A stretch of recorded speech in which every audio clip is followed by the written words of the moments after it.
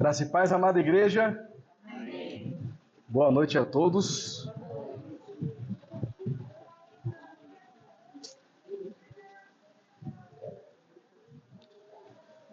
Nós estamos na série O Ciclo de Juízes e a Esperança do Rei Perfeito. E este sermão é o número 4.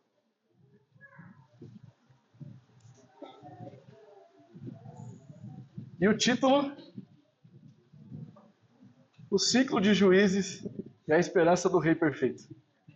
Ok? Nós vamos trabalhar o capítulo 2. Ok?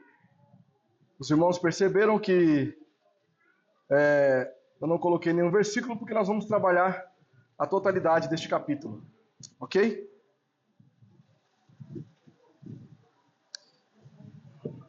No ano de 1534, o rei Henrique VIII na Inglaterra rompeu com Roma, abrindo uma excelente oportunidade para que o protestantismo entrasse na Inglaterra.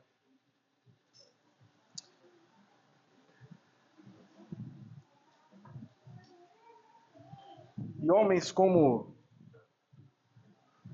Joe Owen, Thomas Godwin, Matthew Henry, Hansel Knollys, William Kiffen, Hercules Collins, Benjamin Kitt, John Bunyan,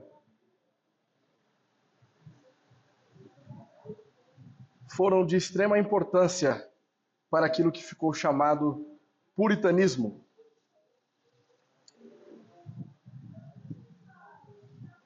Alguns de vocês talvez conheçam os nomes aqui mencionados. Outros de vocês talvez não.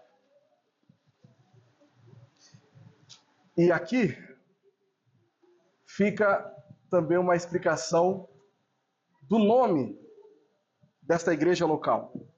Igreja Batista Herança Reformada. Essa ideia de herança é um resgate na história de homens piedosos que desenvolveram uma teologia suficientemente robusta, na qual nós subscrevemos na atualidade. Entretanto,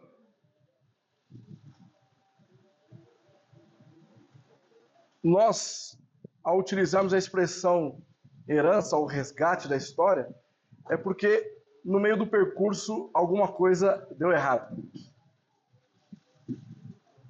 Deixa eu fazer um parênteses aqui. A área da teologia é extremamente ampla.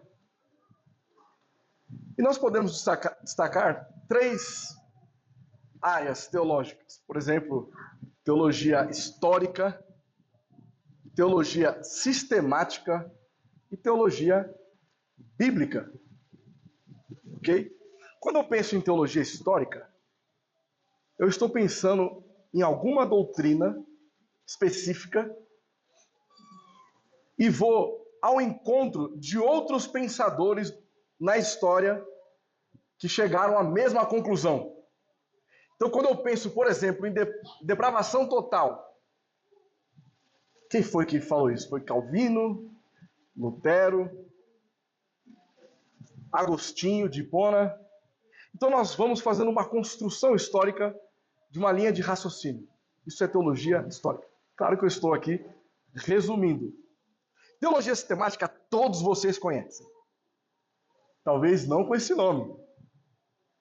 Mas todos vocês aqui sistematizaram doutrinas que fizeram com que vocês buscassem uma igreja reformada. Então muitos de nós estávamos em seitas, sinagogas de Satanás,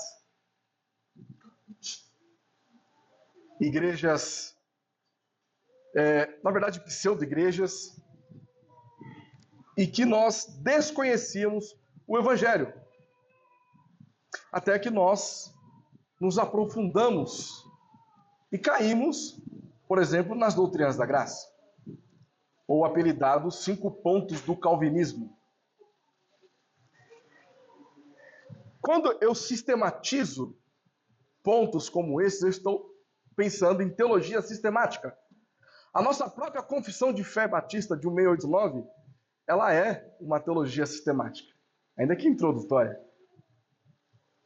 Agora, quando eu estou pensando em uma teologia bíblica, é a ferramenta de como eu interpreto as Escrituras, como nós temos desenvolvido na série aqui de Juízes.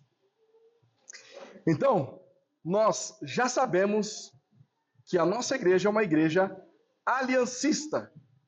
E isso faz um link direto com os nossos pais batistas lá da época do puritanismo. Muitas pessoas acabam confundindo calvinismo com teologia reformada. Todo reformado é calvinista, mas nem todo calvinista é um reformado. Então, isso acontece por causa de uma quebra histórica, um rompimento histórico.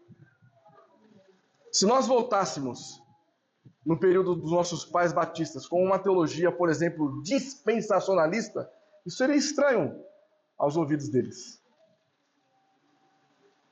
Agora, por que isso, como que isso se desenvolveu na história? Pelo fato de que houve um rompimento em alguma geração, que isso foi se enfraquecendo, ao ponto de nós, na atualidade, buscarmos resgatar a nossa identidade batista reformada.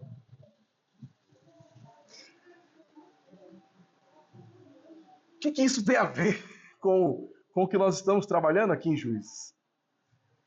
A ideia é fazer um exercício de pensamento observando o que ocorre aqui em Juízes capítulo 2, expressamente ali a partir dos versículos 6 em diante, onde uma nova geração surge que não conhece mais a teologia de Israel. Ou seja, eles não conheciam mais Deus. E a partir do momento que eu tenho um desconhecimento teológico de quem Deus é, eu perco a essência do cristianismo. Então eu começo a recorrer a falsos deuses. Eu começo a recorrer a ídolos. Por isso que João Calvino afirmava que o coração do ser humano é uma fábrica de ídolos. Porque a preguiça em conhecer a realidade de quem Deus é faz com que nós prestamos a Deus um culto híbrido, ralo, superficial, que não tem por finalidade a glorificação do ser divino. Com isso, a ideia, nesta noite, é dar seguimento ao que nós estamos trabalhando em Juízes, desmontando falsos deuses, destruindo ídolos e, por assim dizer, aplicar a nossa teologia bíblica para a interpretação daquilo que estamos trabalhando. Ok? Então, só uma breve recapitulação para você que está acompanhando pela primeira vez e não está entendendo absolutamente nada. Nossa igreja é uma igreja aliancista. A ideia de que Deus trabalha por meio de suas alianças. Quando eu identifico a aliança que eu estou ao ler as Escrituras, isso me faz pensar em quais são as promessas e quais são as sanções desta aliança. E tendo essa interpretação, fica muito mais fácil de eu compreender o que o texto está me dizendo. Certo? Então, o nosso sermão está dividido em 4 partes.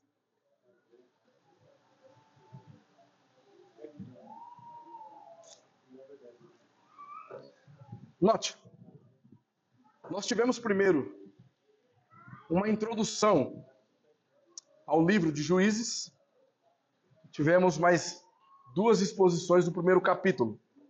Então agora nós estamos indo para a 4ª exposição. Os irmãos vão perceber que o capítulo 2 é um resumo geral da história de Juízes.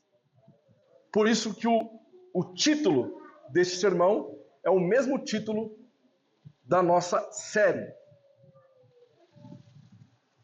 E a partir dos pontos que nós vamos trabalhar, é que vamos chegar à conclusão do porquê que esta série tem este nome. Ok? Então, o primeiro ponto. A circunstância do ciclo. Versículos 1 ao 5. Segundo ponto. O ciclo de pecado e libertação. Os versículos 6 ao 15. Terceiro ponto. A esperança do Rei perfeito. Os versículos 16 a 19. Por fim, a longanimidade de Deus. Versículos 20 ao 23. E a palavra-chave para o entendimento deste sermão e para nossas crianças é idolatria. Nossa afirmação teológica. Um ídolo é qualquer coisa que absorva o seu coração mais do que Deus.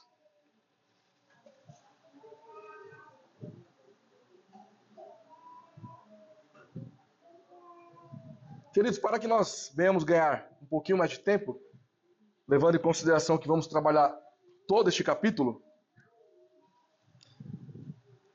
nós não faremos a leitura total e depois as separações. Nós vamos lendo já de acordo com as divisões apresentadas aqui, ok? Vai ficar um pouquinho mais dinâmico e de mais facilidade no entendimento. Vamos ao texto. A circunstância do ciclo. Versículos 1 ao 5. Subiu o anjo do Senhor de Gilgal a Boquim e disse: Do Egito vos fiz subir e vos trouxe a terra que, sob juramento, havia prometido a vossos pais. Eu disse: Nunca invalidarei a minha aliança convosco. Vós, porém, não fareis aliança com os moradores desta terra. Antes, derribareis os seus altares. Contudo, não obedecestes à minha voz. Que é isso que fizeste? Pelo que também eu disse: Não os expulsarei de diante de vós. Antes, vos serão os seus deuses vos serão laços. Sucedeu que, falando o anjo do Senhor essas palavras a todos os filhos de Israel, levantou o povo a sua voz e chorou. Daí chamarem a esse lugar Boquim, e sacrificaram ali ao Senhor. Vamos orar ao nosso Deus. Pai santo, querido e amado, graças te damos pela tua misericórdia, pela leitura da tua palavra, que a partir deste momento será exposta para a glória do teu santo nome. Que o Senhor fortaleça a tua igreja e nos dê a condição de compreender aquilo que o Senhor preparou para nós nesta noite. Em nome de Jesus. Amém. Meu Deus, eu vou beber muita água hoje, meus irmãos. Eu já bebo normal, né? Num calor desse. Vamos lá. A circunstância do ciclo. Qual a circunstância deste ciclo que nós estamos trabalhando? Ela se dá por meio daquilo que nós trabalhamos na semana passada, ou seja, desobediência. A circunstância do ciclo decorre de uma desobediência. No versículo 1, o anjo do Senhor. Essa expressão no hebraico, ela significa mensageiro ou enviado. Ok? Eu não vou nem me arriscar a tentar falar porque já não consigo falar o português direito, imagine o hebraico. Mas eu sei que ela significa mensageiro e enviado. Essa expressão é a mesma utilizada lá em Juízes 6:35. Vamos dar uma olhadinha rapidinho. Juízes 6:35.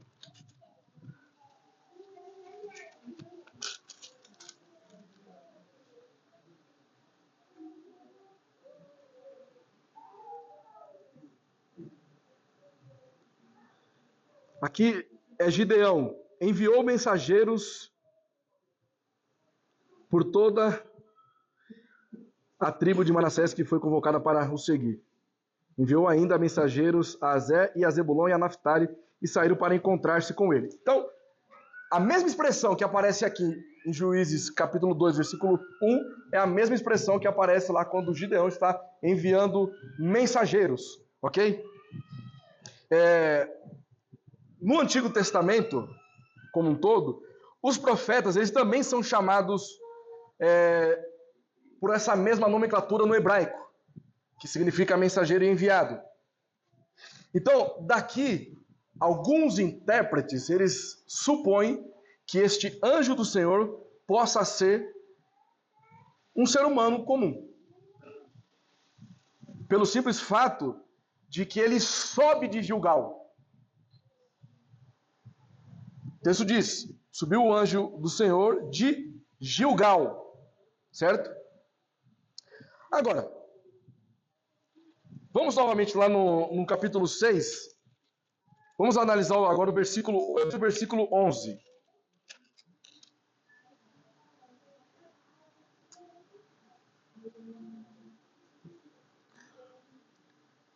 O Senhor lhes enviou um profeta que lhes disse: assim diz o Senhor de Israel: eu que vos fiz subir do Egito e vos tirei da casa da servidão.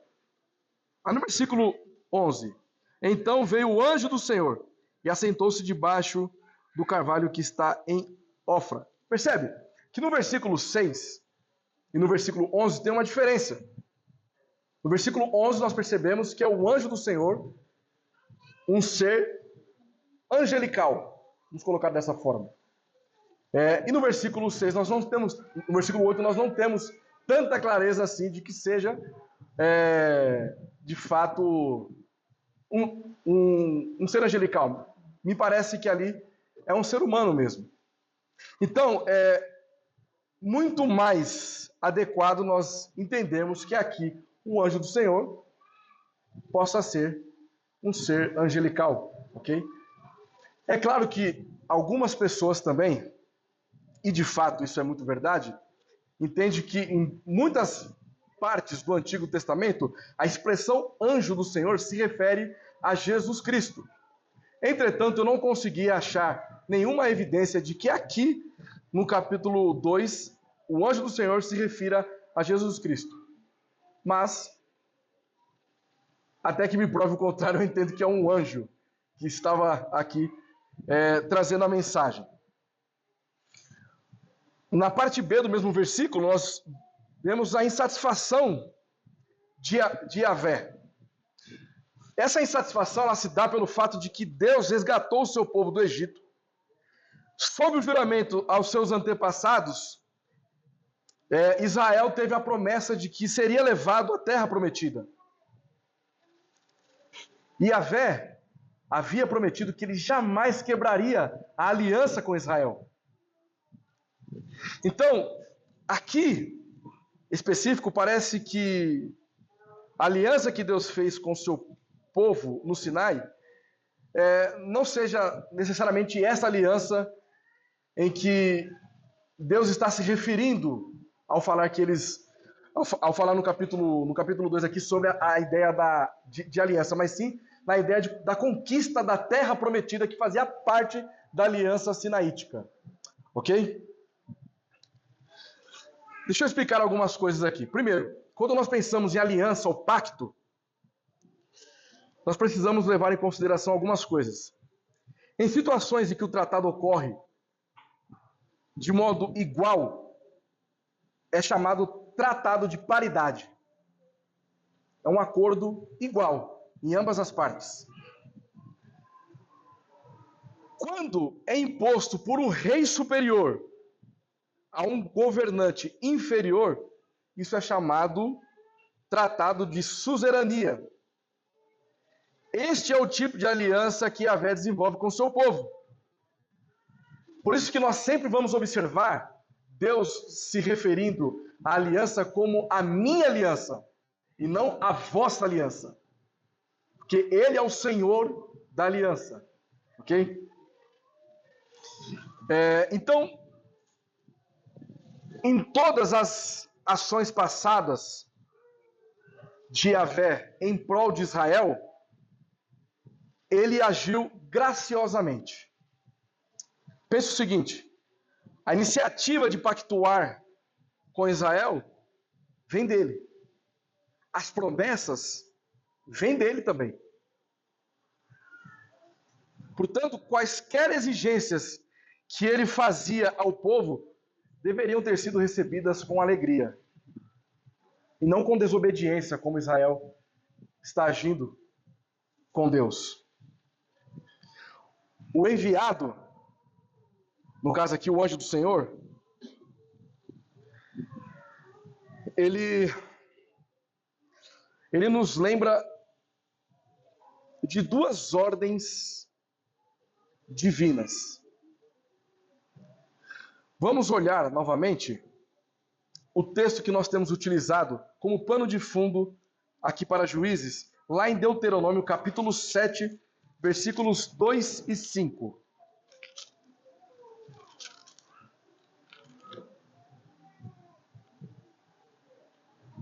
Capítulo 7, versículo 2 e versículo 5.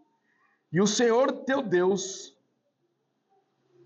as tiver dado diante de ti para as ferir totalmente, as destruirás, não farás com elas aliança, nem terás piedade delas. Agora, olha o versículo 5. Porém, assim lhes farei: derribareis os seus altares, quebrarei as suas colunas, cortarei os seus postes ídolos e queimareis as suas imagens de escultura. Olha o versículo 2 de Juízes. Vós, porém, não fareis aliança com os moradores desta terra. Note que em Deuteronômio havia uma ordem expressa: vocês não devem fazer aliança com este povo. Derribareis os seus altares, contudo não obedecestes à minha voz.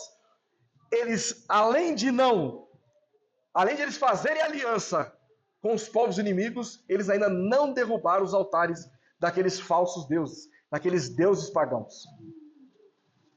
Portanto, eles estavam aqui em um ato de desobediência a Deus. E tudo isso aqui, meus irmãos, também ecoa lá em Êxodo, capítulo 23, dos versículos 21 a 25. Quem quiser ler comigo, fique à vontade. Êxodo, capítulo 23, versículos 21 ao 25.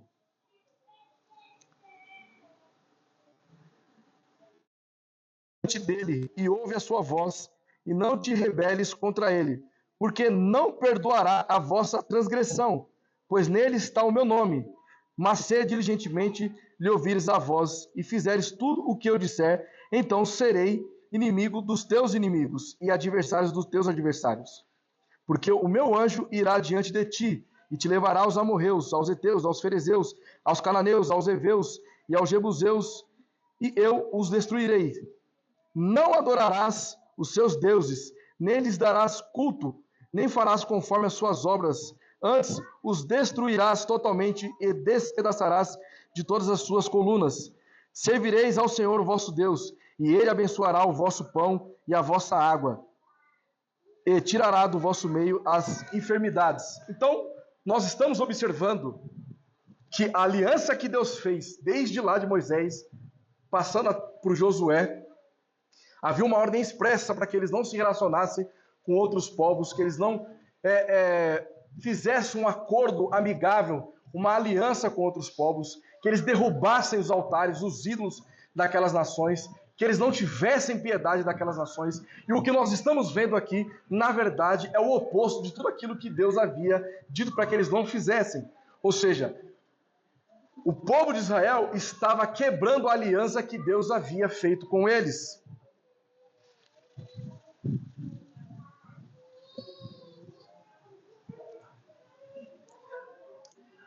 Agora, repare o seguinte, no versículo 1 de Juízes 2, na parte B diz o seguinte: eu disse, nunca invalidarei a minha aliança convosco. Agora, no versículo 3.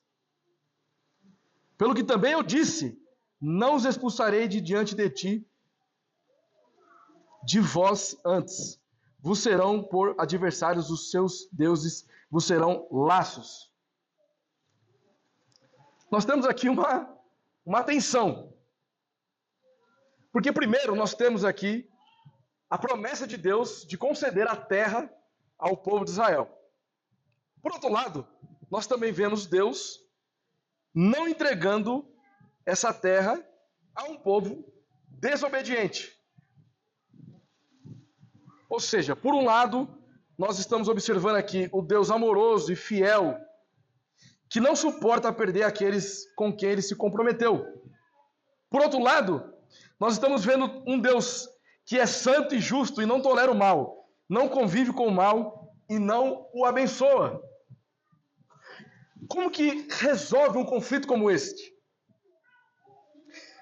Porque esta tensão, ela é aparentemente insolúvel. Porque você tem um Deus que prometeu dar aquela terra, e ele é um Deus imutável, ele não volta atrás, mas por outro lado ele tem um povo desobediente que não merece a terra que ele havia prometido. Como que nós resolvemos isso? Na verdade, meus queridos, toda a Escritura, ela vive essa constante tensão. Por todo o Antigo Testamento, por todo o Novo Testamento. E na verdade, até os dias presentes, encontramos essa tensão. Imagine você que está diante de um tribunal na qual o culpado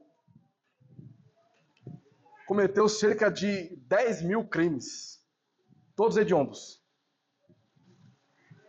E você tem um juiz que absolve esse criminoso.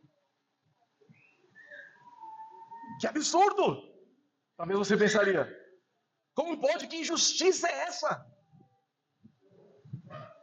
Que juiz perverso!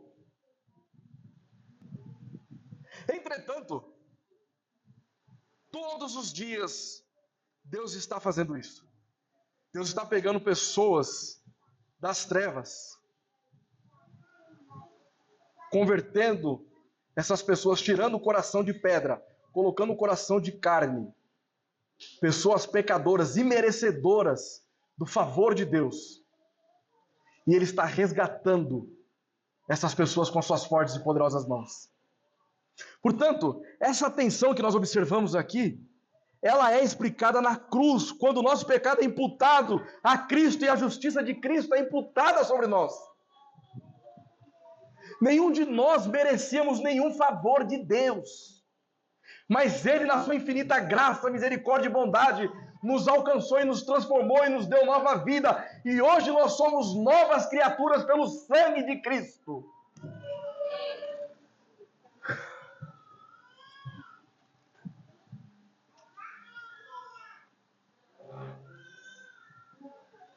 Sucedeu que, falando o anjo do Senhor essas palavras a todos os filhos de Israel, levantou o povo a sua voz e chorou. Daí chamarem a esse lugar Boquim e se sacrificaram ali ao Senhor. Esse lugar recebeu este nome por causa do pranto dos israelitas, após haverem sido repreendidos pelo anjo de Deus, por falharem a obedecer à aliança e não terem destruído totalmente os cananeus. Se nós finalizássemos no versículo 5, talvez nós ficaríamos contentes, porque o choro demonstra um arrependimento. A questão é que a partir de agora nós vamos ver que isso não foi um arrependimento. Isso foi um remorso. Vamos avançar. O ciclo de pecado e libertação. Juízes 2, 6 ao 15.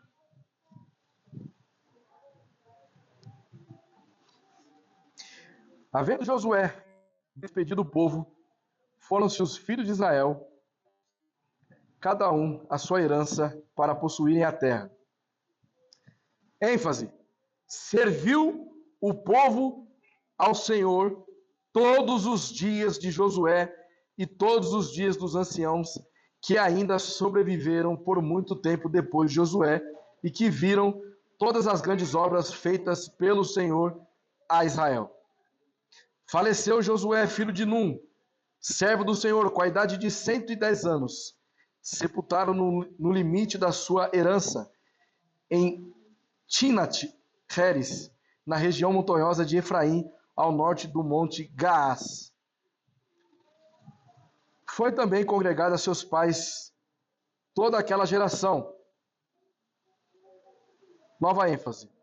E outra geração, após ele, se levantou, que não conhecia o Senhor, nem tampouco as obras que fizera Israel. Então fizeram os filhos de Israel o que era mal perante o Senhor, pois serviram aos Baalins, deixaram o Senhor Deus de seus pais, que os tirara da terra do Egito, e foram-se após outros deuses, dentre os deuses da gente que havia ao redor deles, e os adoraram, e provocaram o Senhor a ira, porquanto deixaram o Senhor, e serviram a Baal e a Astarote, pelo que a ira do Senhor se acendeu contra Israel, e os deu na mão dos espoliadores, que os pilharam, e os entregou na mão dos seus inimigos ao redor, e não mais puderam resistir a eles. Por onde quer que saíam, a mão do Senhor era contra eles para seu mal, como o Senhor lhes dissera e jurara, e estavam em grande aperto. O ciclo de pecado e libertação ocorre a partir daquilo que nós chamamos apostasia. O que significa apostasia? Apostasia é a saída de alguma convicção religiosa.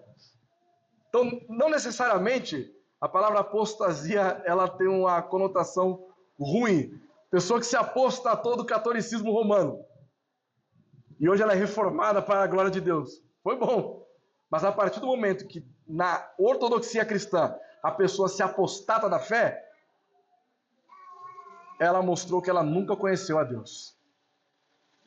Ok? Veja que do versículo 6 ao 10, o autor prepara o cenário para sua avaliação da conduta de Israel.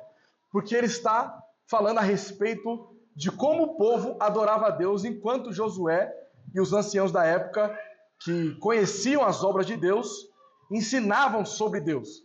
O povo servia a Deus. O povo amava a Deus. Para que ocorra uma apostasia no nosso contexto, a pessoa ela está em um certo contexto que ela está conhecendo a Deus. Mas ela tem um conhecimento apenas cognitivo, ela não tem um conhecimento no coração. Ela não tem um relacionamento íntimo com Deus.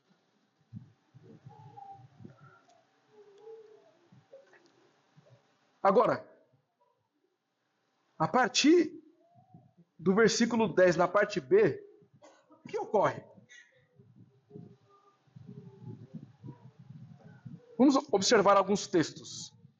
Levítico 10, versículo 11.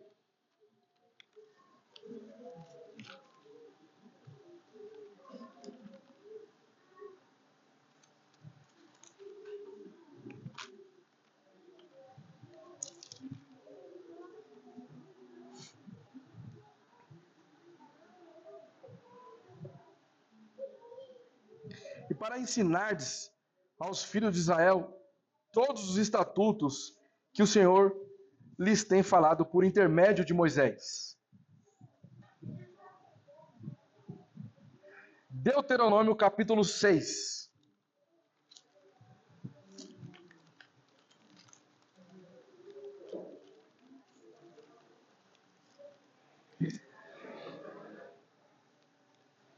versículos 4 e 20. Versículo 4. Ouve, Israel, o Senhor nosso Deus é o único Senhor. Versículo 20. Quando teu filho, no futuro, te perguntar dizendo: que significam os testemunhos e estatutos e juízos que o Senhor nosso Deus vos ordenou? Aí olha a resposta no 21. Então dirás a teu filho: éramos servos de Faraó no Egito, porém o Senhor de lá nos tirou com poderosa mão. Mas o texto aqui em Juízes 2, 10b, afirmam que uma outra geração não conhecia mais a Deus. O que houve aqui?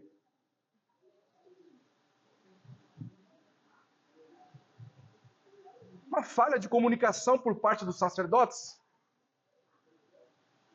Uma irresponsabilidade de não compartilhar os grandes feitos de Deus? Então, inevitavelmente, dos versículos 11 ao 15, aqui em Juízes 2, então fizeram os filhos de Israel o que era mal perante o Senhor. O que é mal aos olhos de Deus?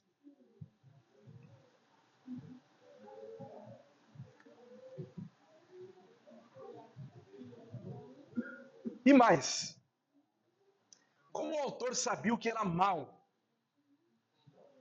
aos olhos de Deus? A resposta do que é mal aos olhos de Deus é amar e servir aos ídolos, deuses pífios, deuses inexistentes. Isto que o povo de Israel estava fazendo. E a consequência disto são as sanções do pacto estabelecido por Deus. Por isso que o autor, ele sabe que eles fizeram o que era mal perante o Senhor, porque a forte mão do Senhor, ou melhor, as fortes mãos do Senhor, estava agora, entre aspas, contra Israel. Entre aspas, porque ele não estava ali destruindo, mas ele estava ali testando Israel o tempo todo. E nós vamos trabalhar um pouquinho mais sobre isso. Agora, olha só. Pois serviram aos Baalins. O que significa essa expressão Baalins? Isso aqui é uma variação para diferentes manifestações de Baal. Então, não são vários deuses que chamam Baal, mas na verdade são variações de como as pessoas cultuavam a este deus pífio, inexistente, chamado Baal. Baal significa o senhor, ou então o dono da fertilidade e da natureza. Ele foi cultuado pelos cananeus e também pelos fenícios. Nós podemos sumariar o que é mal perante o Senhor da seguinte forma: eles serviram aos Baalins, eles abandonaram Yahvé, ou seja, eles apostataram da fé, eles buscaram outros deuses e eles o adoraram. Ou seja, eles idolatraram falsos deuses. A idolatria, meus irmãos, é a adoração ou culto à honra de um Deus falso, representado por qualquer objeto, imagem, que se atribua à presença de uma deidade. Isso é uma idolatria. Talvez você já automaticamente pense: eu não faço isso. Vamos olhar Êxodo agora, capítulo 20, versículo 3.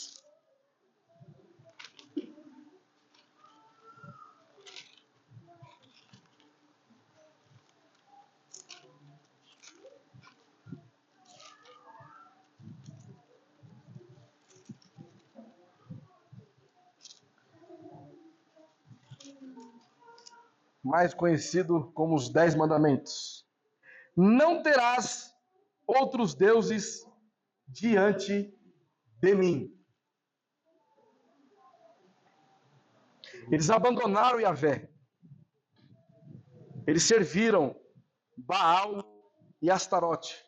Astarote também é uma deusa da fertilidade e da guerra. Agora, o que significa adoração? Muitas pessoas entendem que apenas os católicos são idólatras por eles se prostrarem ou venerarem imagens de esculturas.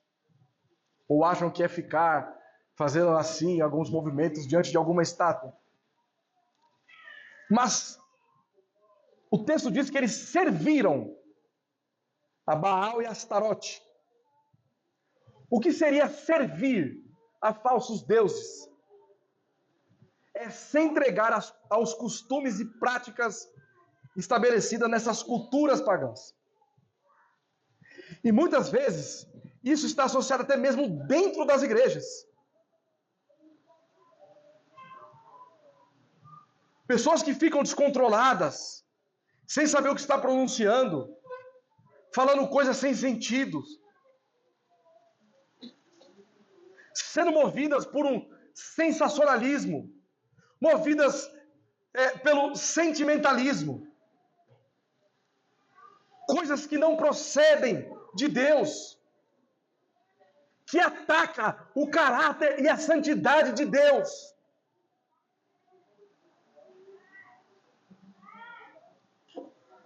Eles não apenas estavam cultuando a Baal, mas eles estavam servindo. As suas vidas eram agora vidas de adoração a falsos deuses, assumindo uma responsabilidade com esses falsos deuses.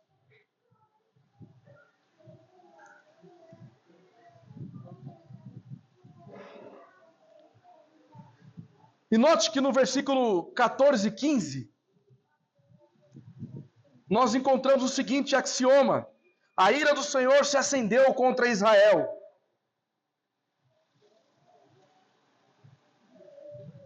Yahvé é um Deus de amor que não consegue ficar de mãos abanando, enquanto outros competidores divinos arrancam seu povo dele.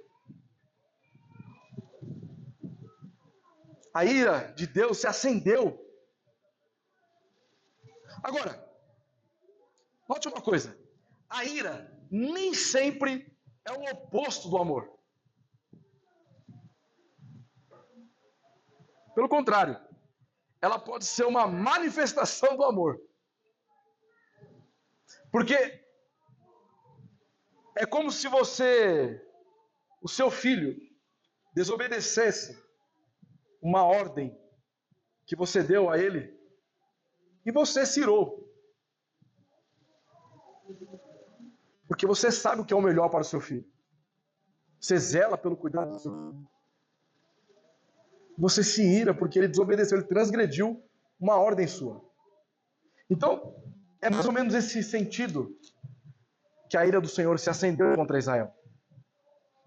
É o povo de Deus desobedecendo aos seus estatutos, aos seus mandamentos, aos seus preceitos e adorando falsos deuses. Vejam algumas breves aplicações. Note o padrão de desobediência que ocorre aqui em Juízes. Nós estamos aqui diante de um ciclo vicioso, onde Israel peca, desobedecendo a Deus. Deus envia, então, nações inimigas para castigar o seu povo. O povo chora, clamando por misericórdia. Deus, então, levanta juízes. Esses juízes libertam o povo de Israel temporariamente. Então, esse juiz morre, novamente inicia. Eles pecam, desobedecendo a Deus. Deus envia nações inimigas. Eles clamam a Deus. Deus levanta juiz. Esse juiz liberta o povo temporariamente, morre, E novamente, e novamente, e novamente.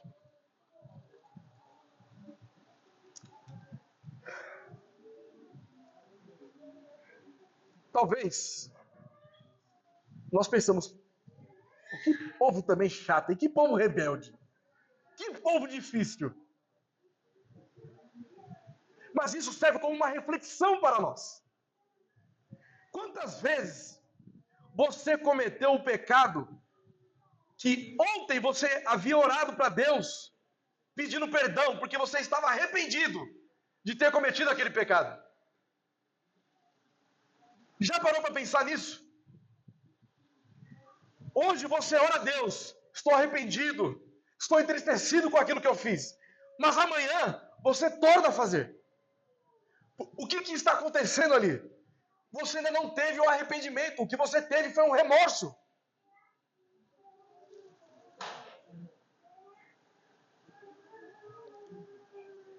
Israel, ao entrar nesse ciclo, demonstra a necessidade de um libertador perfeito, o que nós não vamos encontrar aqui em Juízes.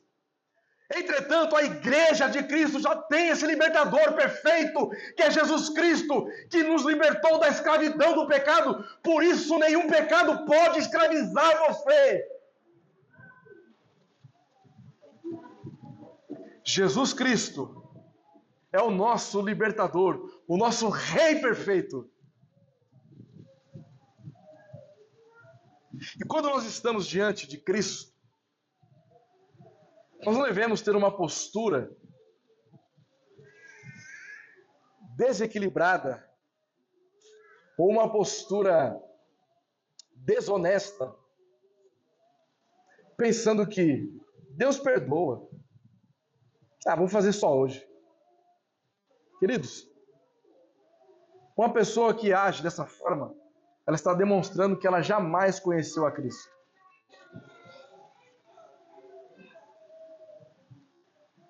Todo pecado ele tem uma consequência. E o antídoto para esta consequência é Cristo. Sejamos fortes e corajosos para entender que a nossa força vem de Deus.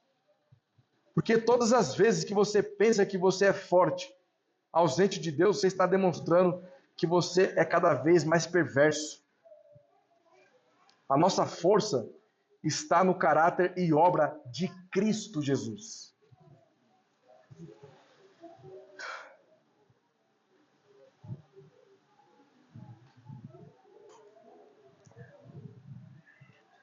Terceiro ponto.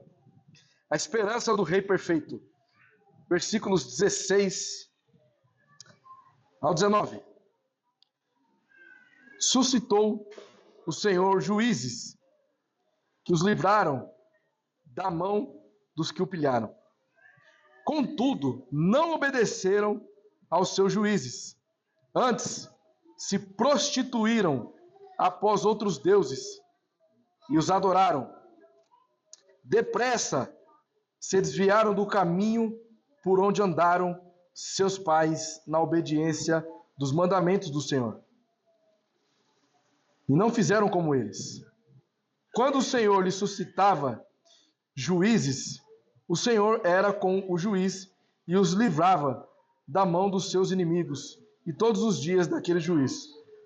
Porquanto o Senhor se compadecia deles ante os seus gemidos por causa dos que o apertavam e oprimiam. Sucedia, porém, que falecendo o juiz, rescindiam e se tornavam piores do que os seus pais, seguindo após outros deuses, servindo-os e adorando-os. Nada deixavam das suas obras, nem da obstinação dos seus caminhos.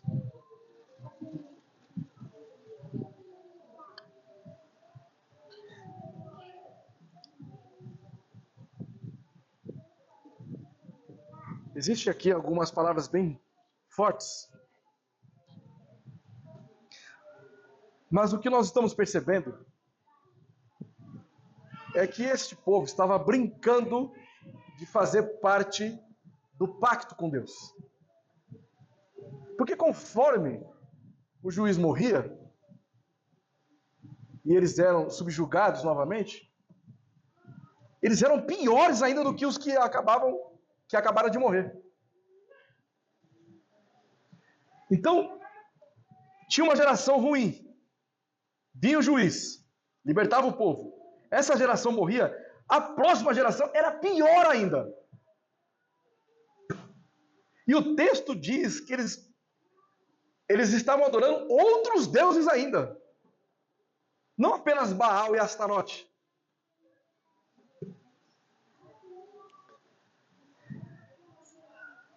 À medida que Juízes avança, nós vamos observar a rebeldia. Ela vai se tornar cada vez mais ferrenha. A opressão mais pesada. O arrependimento menos sincero. Nós vamos observar que os próprios juízes se tornam mais corruptos. E a salvação e o reavivamento que oferecem são mais fracos.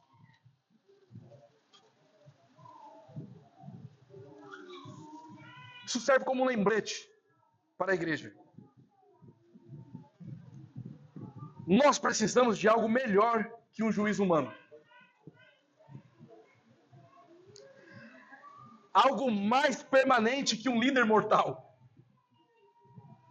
Algo que tenha poder para libertar a alma e o corpo. E isso não será possível de ser encontrado no livro de Juízes. Entretanto, assim como o povo de Israel tinha a promessa de Gênesis 3,15, que haveria aquele que iria pisar na cabeça da serpente, nós temos já como uma realidade, porque isso já ocorreu. E nós temos agora não uma esperança na vinda de um rei para nos libertar, mas na vinda de um rei que irá nos resgatar de uma vez por todas. E que nós, de fato, viveremos com ele para todo sempre na eternidade, caminhando para a glória de Deus.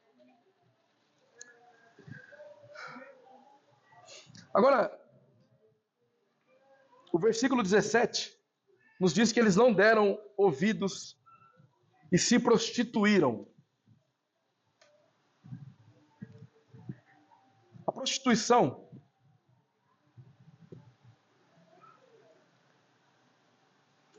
é uma troca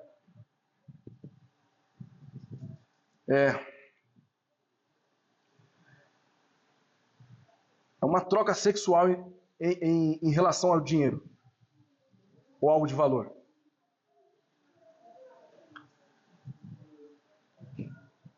Isso já ocorria nesta época. E essa é a expressão que o autor preferiu descrever para nós o que estava acontecendo aqui neste período. Ele faz uma simbologia sobre prostituição e o que este povo estava fazendo em relação a Deus, adorando a outros deuses. Isso significa dizer que o povo, ao adorar falsos deuses, criaram um relacionamento profundo com ele, ou com eles, porque eram vários deuses, né? E ficaram em suas mãos. Porém, esses falsos deuses não se preocupavam verdadeiramente, uma vez que eram todos falsos com o povo. Israel então estava vulnerável em relação a eles e praticamente escravos destes deuses. Os deuses que competem com Yahvé pela lealdade do seu povo são deuses jovens de fertilidade e lascívia, que seduzem os israelitas com promessas de prosperidade e segurança. O sistema religioso cananeu oferecia rituais cultuais empolgantes e muitas vezes eróticos. Esse era o estado que se encontrava o povo de Israel, o povo de Deus.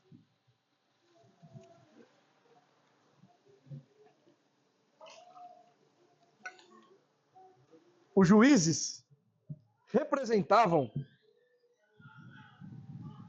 agentes divinos. Por meio deles é que Yahvé libertava o seu povo.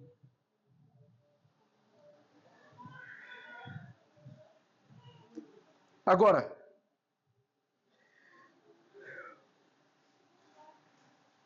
o próprio Deus que havia entregado o seu povo a essas nações. Mas enquanto o juiz vivia, Deus usava de sua misericórdia para libertar o seu povo. O fato, queridos, é que o povo de Israel estava tão cego em relação a Deus que eles topavam qualquer tipo de adoração. Percebe a dificuldade que nós temos quando queremos apresentar a Deus um culto qualquer? Ah, todo mundo faz assim. Qual o problema? Ah, vou assim mesmo, não tem problema não. Vou participar da ceia de qualquer jeito mesmo. Que besteira. Tem todo domingo mesmo?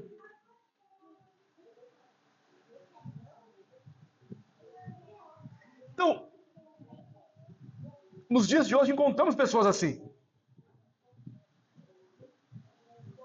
São palavras fortes o que o texto está descrevendo para nós.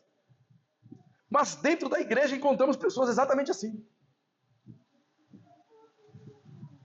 Que desconhecem a Deus. Como foi dito aqui hoje pela manhã, pessoas simplesmente, eu conheço os 5 pontos do calvinismo.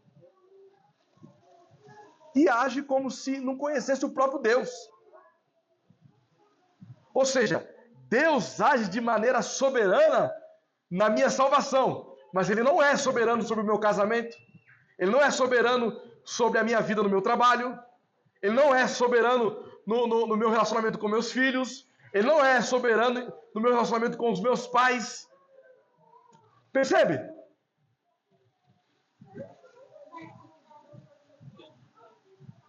É como se nós estivéssemos servindo a Deus de maneira parcial. Mas ao fazer isso, nós estamos promovendo uma desobediência total. E veja, olha o perigo. Novamente o versículo 19.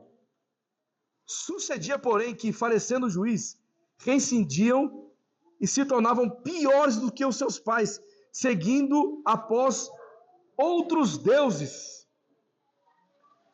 Olha que maneira sutil, que às vezes passa despercebido. Não é que eles estavam dizendo que Deus de Israel não existia, mas é que eles estavam cultuando outros deuses. E às vezes, esta é a nossa inclinação. Eu creio somente em Cristo, mas a minha vida demonstra que eu cultuo a outros deuses também. E muitas vezes, esses ídolos estão associados a nós mesmos, a nossa razão. Você constrói ídolo de si mesmo. Começa a colocar a sua razão, a sua inteligência acima da Escritura. Você começa a colocar a sua lógica acima da Escritura. A Escritura diz isso. Ah, mas não é bem assim. Vamos fazer diferente aqui. E mais, você desmotiva quem está do seu lado a seguir as verdades bíblicas.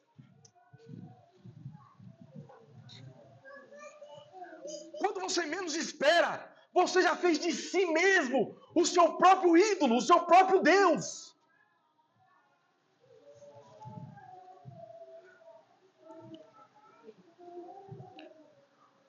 Os juízes, eles eram tipos de Cristo.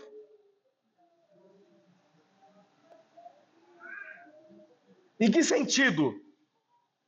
Porque eles eram os libertadores do povo de Israel. Ou seja, a libertação do juiz era uma libertação temporária. Cristo é o antítipo. Ele é o verdadeiro libertador. Quem está em Cristo, nova criatura é. Ela está livre dos pecados. A liberdade que Cristo nos concede é uma liberdade eterna, permanente. Por isso que nós reafirmamos a impossibilidade da perca de salvação, porque Ele nos libertou de maneira permanente.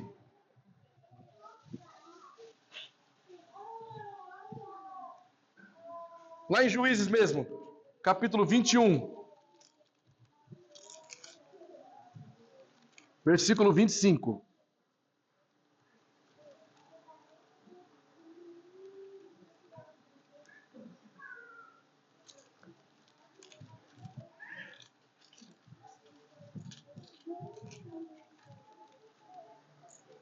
Naqueles dias, não havia rei em Israel. Cada um fazia o que achava mais reto.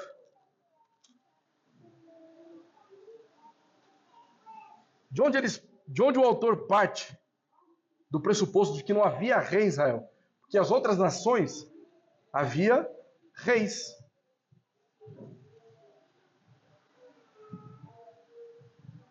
Aqui, o rei soberano é Deus, na qual estava sendo desobedecido por Israel. Mas a esperança que eles tinham era de um rei carnal, um rei humano. E o maior exemplo de realeza neste período foi o rei Davi, o homem segundo a vontade de Deus, mas que nós sabemos que cometeu diversos pecados. Porém, os reis de Israel apontavam para um rei perfeito, um rei supremo, que não está no controle apenas de um Israel étnico, mas do Israel, povo de Deus, espalhado por toda a face da terra. Significa que Deus está no controle de todas as nossas vidas. Ele está no controle absoluto de todas as coisas. Simultaneamente, Ele nos guarda, nos preserva e Ele cuida de nós o tempo todo. Este é o Rei pela qual nós estamos aqui presentes, servindo e o adorando. É o Rei Supremo, o Rei Jesus Cristo.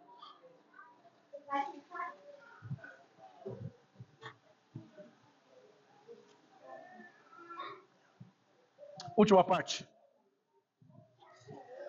A longanimidade de Deus. Versículos 20 a 23. Pelo que a ira do Senhor se acendeu contra Israel, e disse: porquanto este povo transgrediu minha aliança, e ordenara a seus pais, e não deu ouvidos à minha. Também eu não expulsarei mais de diante dele nenhuma das nações que Josué deixou quando morreu, para por elas pôr Israel à prova, se guardará ou não o caminho do Senhor, como seus pais o guardaram. Assim o Senhor deixou ficar aquelas nações e não as expulsou, logo nem as entregou na mão de Josué. Meus irmãos, só fazendo um breve comentário, que no capítulo 1 nós vimos que Josué já havia morrido e agora nós estamos vendo aqui novamente a expressão aqui se retratando a Josué, porque na verdade no capítulo 1 inicia como está ocorrendo lá nesse período de Juízes, e agora no capítulo 2 ele faz um resumão completo de toda a história, pegando desde o capítulo 1 até o capítulo 21, ok? Por isso que ele está falando de Josué aqui também. A longanimidade de Deus. é demonstrada porque a ira de Deus é santa. Nós podemos sumariar. A nação quebrou a aliança. Eles não ouviram a voz de Yahvé. E Deus não expulsou mais diante do povo de Israel, qualquer uma das nações que Josué deixou quando morreu, com o propósito de testar a fidelidade de seu povo pactual. Então note, a ira de Deus em relação a Israel não é uma ira no sentido como ele teve com Sodoma e Gomorra, que ele fulminou com aquela nação, com aquele povo. Mas é uma ira no sentido de testar o seu povo, para que eles possam se arrepender dos seus pecados.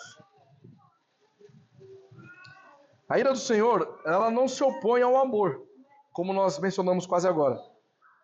Ela é uma expressão desse amor. É por amar seu povo e valorizar seu relacionamento com ele que Deus reage com ira santa quando os israelitas o abandonaram e se prostituíram. Sua ira é a ira do amado inocente que foi traído. Seu amor é o amor do esposo maravilhosamente perdoador. O relacionamento que Deus deseja que usufruamos com ele, e o único que evita a idolatria, é de amor intenso e pessoal. Ou seja, é o amor que nós temos em relação a Cristo. Esse é o único amor que nos afasta da idolatria. Quanto mais nós amamos a Cristo, menos nós idolatramos falsos deuses. De modo que qualquer religião que afirma ser monoteísta, como por exemplo os próprios judeus ou o islamismo, todos eles são idólatras, porque a maneira correta de compreender quem Deus é em nome do Pai, do Filho e do Espírito Santo. Qualquer outra definição de Deus que não seja o Deus trino é heresia e não procede das Escrituras Sagradas. Vamos às aplicações finais.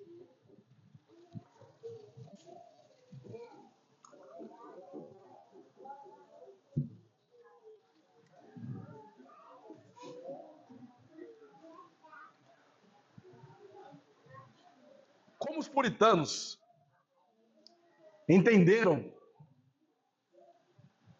o primeiro mandamento?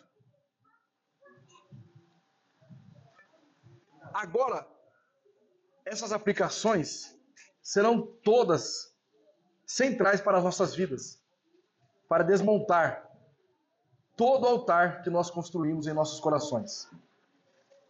Então, dentre os principais catecismos reformados, quando vai tratar a respeito do primeiro mandamento, segue-se assim: quais são os deveres exigidos no primeiro mandamento?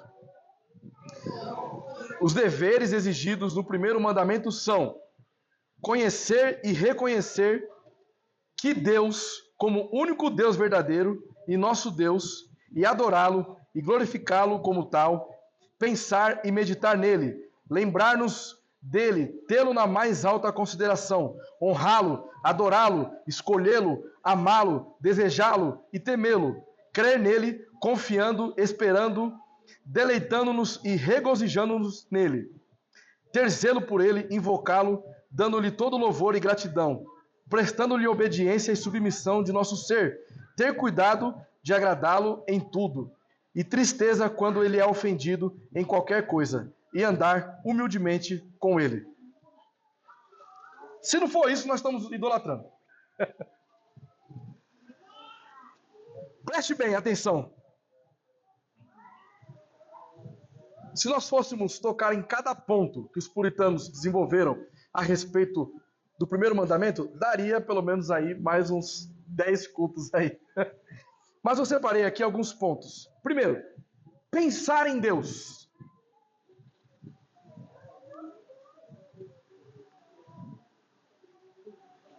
Quanto do seu dia você pensa a respeito de Deus?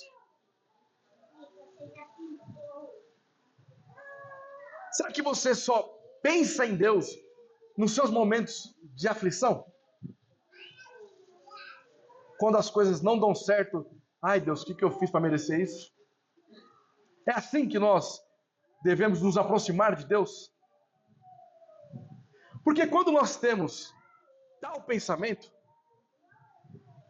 de encontrá-lo apenas em nossas necessidades, as nossas necessidades se tornaram ídolos em nossos corações. Deus, ele deve ser o centro de nossas vidas. O nosso pensamento tem que estar cativo à sua vontade, ao seu caráter, à sua santidade. Em cada momento da sua vida, em cada refeição, em cada conversa, em cada alegria, Deus deve ser glorificado. Meditar em Deus. Quanto tempo nós passamos meditando em Deus?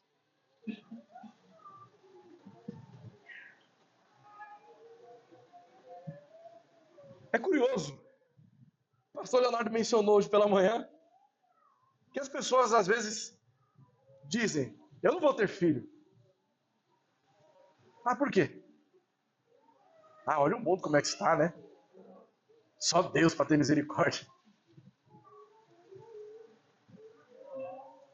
Agora, potencializa-se a maldade do mundo, mas não há uma potencialização no seu meditar em Deus. Porque quanto mais nós meditamos em Deus, mais nós conhecemos a Ele. E quanto mais nós conhecemos a Ele, mais nós vamos entender a grandeza do seu poder. E saber que maior é o Deus que está conosco do que o que está neste mundo. Deus é supremo em todas as coisas.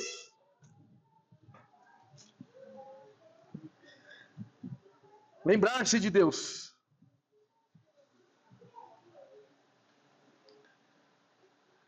está associado ao pensar em Deus. Suas decisões têm sido tomadas de que maneira? Eu vou mudar de trabalho para conquistar um salário melhor? Eu vou mudar de estado para ter o meu descanso? Eu vou comprar um carro melhor para eu desfrutar das coisas boas deste mundo? Não há problema nenhum com essas coisas. Não é pecado você ter um excelente salário. Não é pecado você morar numa cidade que você goste. Não é pecado você ter um belo carro. Mas, a partir do momento que você não leva em consideração a sua vida de devoção a Deus, você mudou de casa, você não consegue congregar. Tem uma igreja bíblica. Você mudou de emprego, você não consegue nem vir mais aos cultos. Você comprou um carro, você agora precisa trabalhar duro para pagar esse carro. E você se ausenta das atividades da igreja. E quando as coisas começam a dar errado, e aí então você se lembra de Deus. Ou seja, o trabalho, a sua moradia, o seu carro são os seus deuses.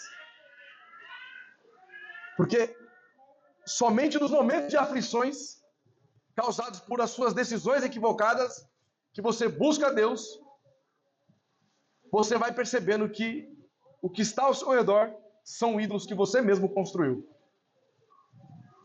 Percebe que a ideia de idolatria não está inserida apenas no contexto de você prestar cultos a imagens e esculturas, como os católicos fazem? No nosso dia a dia, se nós não tomarmos cuidados, vamos adorar ídolos.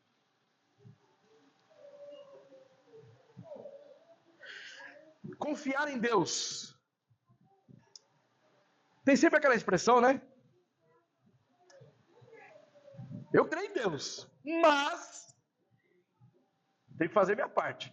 Aí ele já virou pelagiano. Ele era calvinista, né? Aí agora ele virou pelagiano. Evidentemente que nós somos responsáveis pelas nossas ações. Você tem suas responsabilidades no seu emprego. Você deve sim, de fato, fazer a sua parte. No seu emprego, no seu lar, na escola, em qualquer contexto da sua vida. Entretanto, nós servimos um Deus que não tem rivais. Então, quando você diz crer em Deus, e você está disposto a pecar contra Deus para atingir um objetivo, você colocou este objetivo como um rival de Deus. Novamente, você professa uma fé em Deus, mas está absolutamente convicto de que você precisa cometer um pecado para satisfazer um desejo seu. Veja, o povo de Israel começou a adorar Baal e Astarote. Nós vimos que não é apenas você se curvar diante de estátuas, mas é você também viver um relacionamento profundo com esses deuses. Então, dentro da adoração a esses falsos deuses, havia rituais sexuais. E tem muitas pessoas que investem financeiramente atrás de prostituição, atrás de pornografia.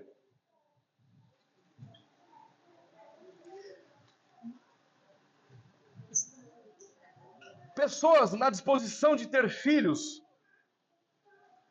Talvez o marido está impossibilitado ou a esposa estão dispostos a cometer qualquer tipo de pecado para ter filhos.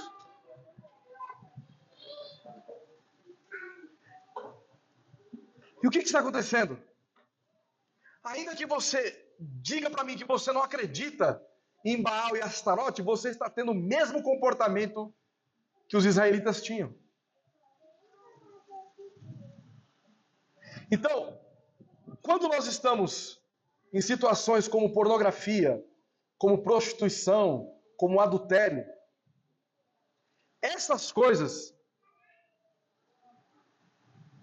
são pecados, mas que estão rivalizando com Deus, porque você está dizendo o seguinte: eu não consigo me libertar disso, mas se Cristo é o autor e consumador da nossa fé, e se você entende que Ele morreu por você, entregue todos os seus ídolos aos pés da cruz. Ele pode vencer por você, porque Ele já fez isso. Não há um ídolo que fique de pé diante de Cristo. Todos os deuses serão lançados debaixo dos pés de Cristo. Nós não fomos chamados para ser escravizados pelo pecado. Nós fomos chamados para glorificar a Deus. A nossa vida necessita desesperadamente do Evangelho de Cristo Jesus. Por isso que nós devemos honrar a Deus. Ou seja, Deus está sempre em primeiro lugar.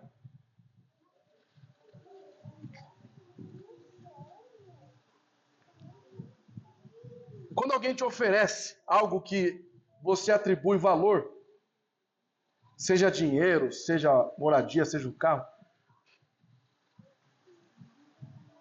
e você diz o seguinte: olha, eu vou te dar isso que você mais gosta para você ficar um dia sem cometer tal pecado que você está acostumado. Você irá se esforçar. para alcançar esse objetivo? Porque você achou um novo Deus. Você tem o seu ídolo ali que você está escravizado ali, momentaneamente, mas em troca de um outro Deus maior, em relação ao seu ídolo, você se prostra aquilo. Vou te dar 10 mil reais para você não consumir nenhum conteúdo impróprio. Então você passa o dia se esforçando. Por quê? O dinheiro é o seu outro ídolo. Agora, a reflexão que nós devemos fazer é o seguinte: eu estou diante do Deus Supremo de toda a terra, diante do Deus Santo. Por que eu vou me corromper a este pecado?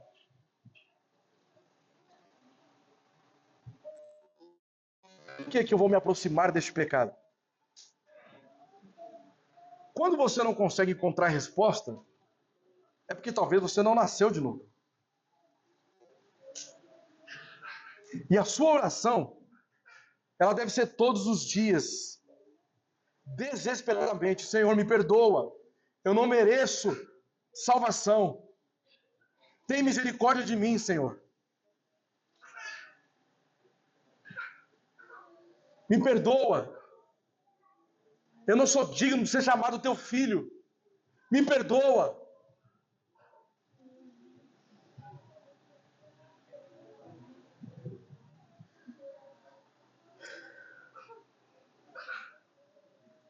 Quando nós deixamos de adorar a Deus em primeiro lugar,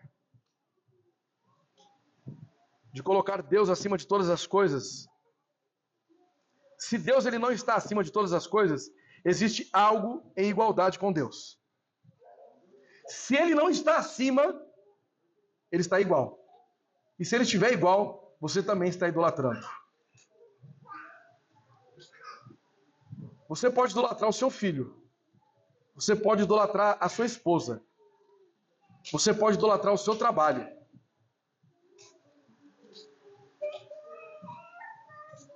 Você pode idolatrar qualquer coisa. Se algo estiver em pé de igualdade com Deus, você está diante de outros deuses, como o versículo 19. E ao fazer isso, nós estamos transgredindo o primeiro mandamento. Porque nós contemplamos a nossa razão de maneira carnal. Faltamos com obediência a Deus e exaltamos a nós mesmos. Agora, se não existe outros deuses, e de fato não existe, a não ser o Deus das Escrituras, se você adora um falso Deus, automaticamente você está trazendo exaltação para si mesmo, porque você existe. E é o seu intelecto que está cativo àquele falso Deus. Então você acredita que você está adorando a um Deus qualquer, quando na verdade você está sendo egoísta e orgulhoso e adorando a si mesmo. Por isso, a chamada dessa noite é que nós venhamos nos arrepender de nossos pecados. Nós venhamos destruir altares que foram levantados sem que nós percebêssemos. Que esta mensagem seja uma mensagem de reflexão para a sua vida. Porque até mesmo quando você está vinculado a um sistema teológico, preocupado em classificar pessoas como herege, e não busca um relacionamento íntimo com Deus, você está idolatrando a sua capacidade cognitiva de interpretar a teologia melhor que outra pessoa.